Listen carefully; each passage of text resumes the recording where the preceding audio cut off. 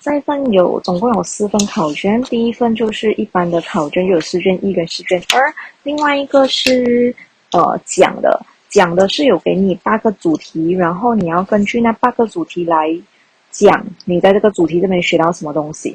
然后接下来就有听的是等一下我会念那个短文，然后我会问问题，你的后面已经有那个题目了，所以你可以圈你的答案，那边是有那个答案纸。Ujian mendengar, bahagian A, petikan 1. Dengar petikan cerpen dengan teliti. Murid-murid baru sahaja masuk ke kelas. Tidak seorang pun kelihatan di luar kecuali guru besar yang sedang memerhati halaman sekolah rendah kerajaan timbang pasir. Beluntung menambat tuyuk pada pokok kelapa. Tempat itu terlindung daripada cahaya matahari dan banyak rumput. Dia mengetatkan tali kemudian bergegas ke kelasnya. Ketika hendak duduk, Beluntung teringat hanya tinggal 2 bulan lagi akan diadakan peperiksaan darjah 6. Aku mesti lulus dengan cemerlang, bisik hatinya. Tidak lama kemudian, Cikgu Rambayut masuk untuk mengajar mata pengajaran ilmu alam. Beluntung mendengar dengan hati-hati setiap patah perkataan yang diucapkan oleh gurunya. Loceng rehat kedengaran.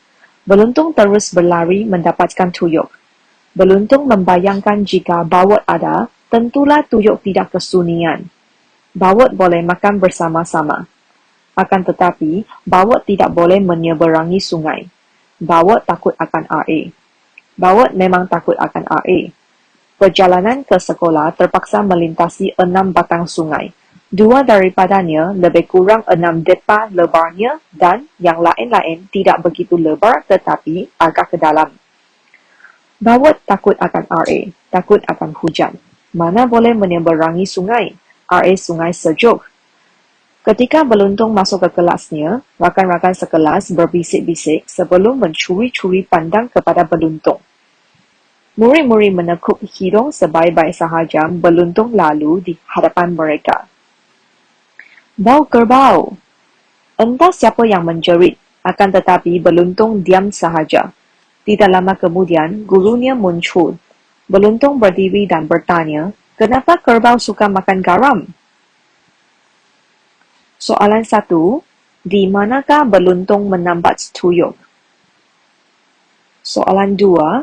Mengapakah Beluntung berlari keluar setelah loceng rehat dibunyikan? Soalan 3. Apakah ketakutan yang dialami oleh bawat? Soalan 4.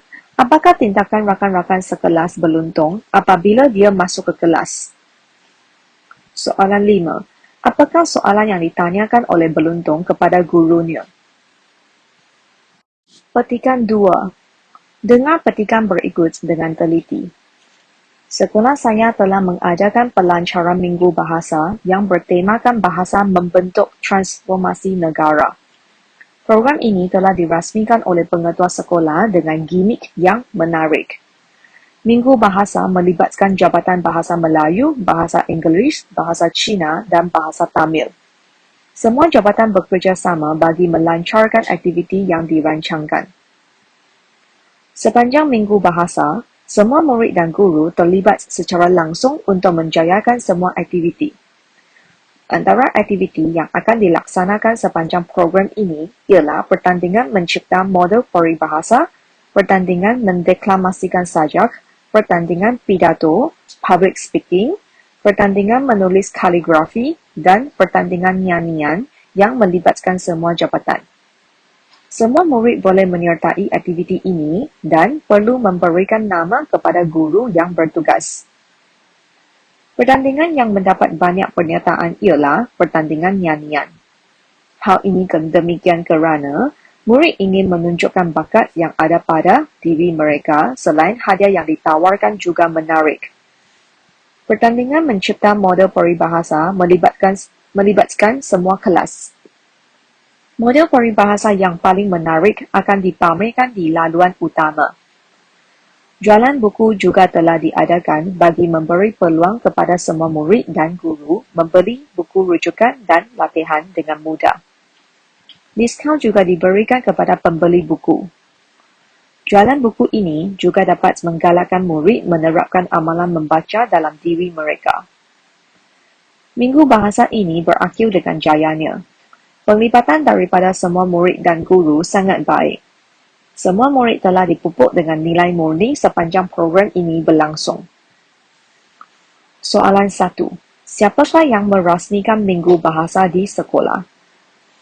Soalan 2. Apakah aktiviti yang telah dirancangkan sepanjang Minggu Bahasa berlangsung? Soalan 3. Apakah aktiviti yang mendapat banyak penglibatan daripada murid? Soalan 4. Di manakah model peribahasa ditempatkan? Soalan 5. Apakah tujuan jualan buku diadakan di sekolah? Bahagian B, soalan 1. Lihat pelan kedudukan kelas tingkatan 3 Jaya dengan teliti. Kemudian, dengar arahan soalan dengan teliti. Raz duduk di belakang Anita. Faris duduk sebaris dengan Raz tetapi di sebelah kanan Wei Jin.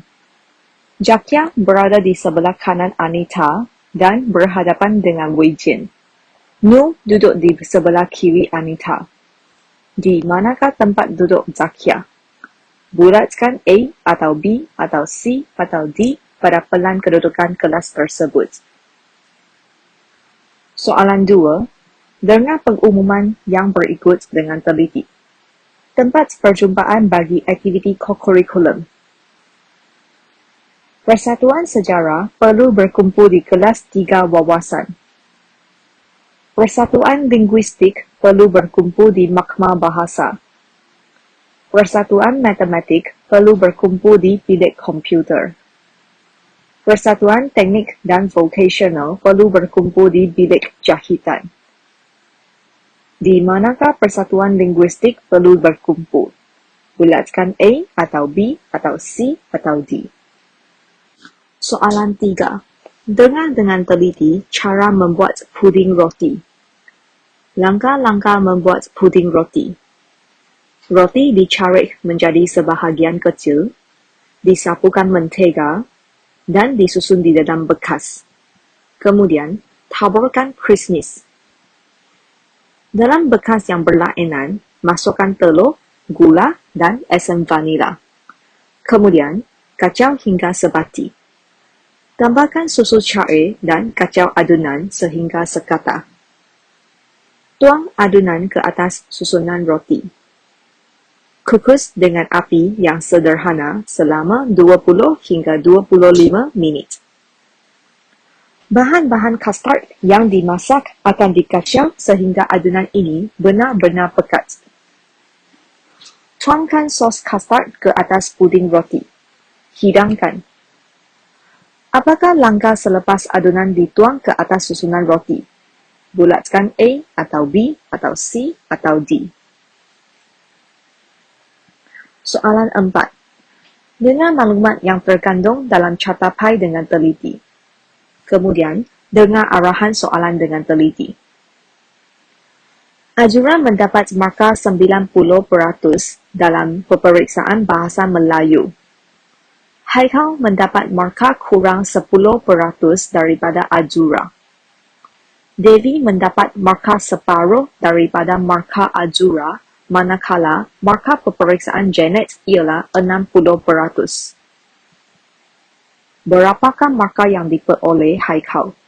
Bulatkan A atau B atau C atau D dalam carta pai. Soalan 5. Dengar dialog dengan teliti, kemudian dengar arahan soalan dengan teliti. Hisham, ayah kamu ke mana? Ayah baru keluar sekejap tadi, katanya hendak ke bandar. Mengapakah Pak Mel hendak berjumpa dengan ayah? Sebenarnya, Pak Cik hendak memberikan buah mangga ini kepada ayah kamu. Pokok mangga Pak Cik berbuah lagi. Pak Cik pernah berjanji untuk memberikannya kepada ayah kamu. Maniskah buah ini? Kalau manis tentu ayah suka. Kalau masam pula pasti ibu suka. Siapakah yang menyukai buah mangga masam? Bulatkan A atau B atau C atau D.